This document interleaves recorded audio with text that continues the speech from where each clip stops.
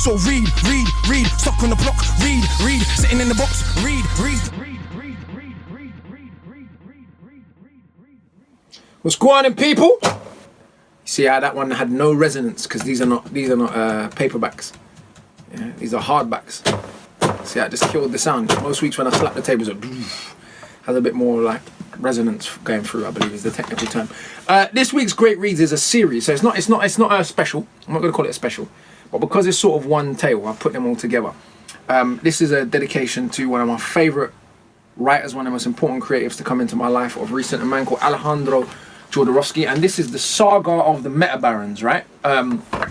So he wrote the incredible graphic novel sci-fi story, The Incal. One of the B characters in The Incal is a warrior called the Metabaron. And these books here, all of which I've read, all of which I love. This is my second copy of this one. I gave my first copy away to the man behind the camera right there. Shout out to man like LB. So this one I've just kept in the plastic. Probably my favourite graphic novel of all time, and I do not say that lightly. You know when you're just like, how can someone be that smart and that clever? And the artwork by a man like Jimenez, joke thing. A human being painted this. And there's like 400 pages in there with that level of detail. So this is really the saga of the Metabarons, the main sort of volume. They do this in a smaller set of volumes as well. But it is, probably my favourite graphic novel of all time. And my favourite part of the whole Metabarons saga is this main book by Alejandro Jodorowsky. And I don't know what Jimenez's first name is, but artwork incredible, story incredible. Goes through the dynasty of the Metabarons, which are obviously fictional, space warriors, the Metabarons, and all of the different challenges they go through as a family. Draws deeply on mythology and spirituality and history, as you'll know if you read Jodorowsky, who again I say is one of the most important creatives alive in the world today, and I do not say that lightly. Then the Metabarons, Genesis Kastaka. This goes into their kind of the traditions of their ancestors.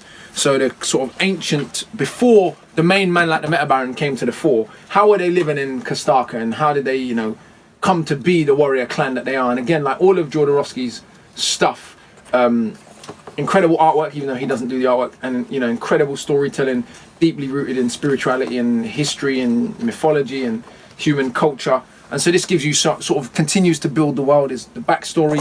The weapons of the Metabaron, this one's really weird because I'll be honest, I didn't like the cover. I only bought this because it was a man like Jodorowsky, innit? But I looked at the cover, I was like, ooh, this cover is, I don't know, I don't really like the artwork. The artwork looks a bit swag. And then you open it and you're like, hold on a minute. Artwork's kind of bad.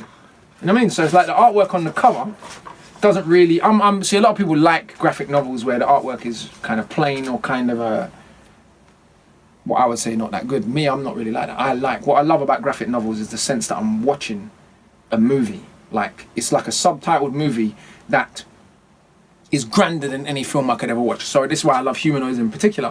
A lot of their stuff, the level of artwork is just normally like that, like just oil painting on every page for 500 pages. So the books are a little bit expensive, but they're bad and you know where your money went. So this one here is another kind of space saga involving the Metabaron. Being perfectly honest with you, I can't actually remember exactly what happens in this one, so I might have to read this again. But I do remember very much enjoying it as well, as I've enjoyed everything Jodorowsky's ever written. And then it seems that Jodorowsky has outsourced the Metabaron brand to this young man, Jerry Frisson or Nico Heddington. Don't know which one of them. But I think they co-wrote this one.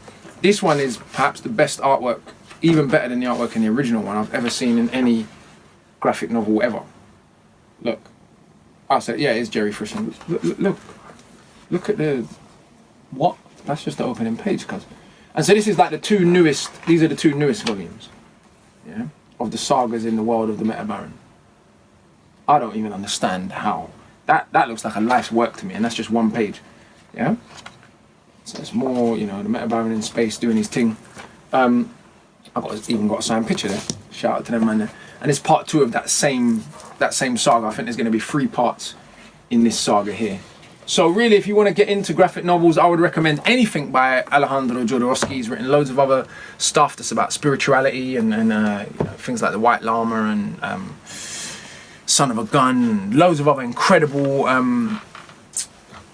stories within a sort of kind of spiritual pantheon.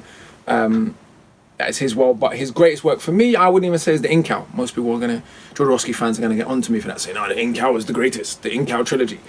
Maybe it is, but I didn't find that didn't resonate with me as strongly as the Metabarons. And so this week's Great Reads is a series of graphic novels that encompass the history of one of the greatest space villain, hero, warrior, we don't know what to call him, but the Metabaron by Alejandro Jodorowsky is this week's Great Reads.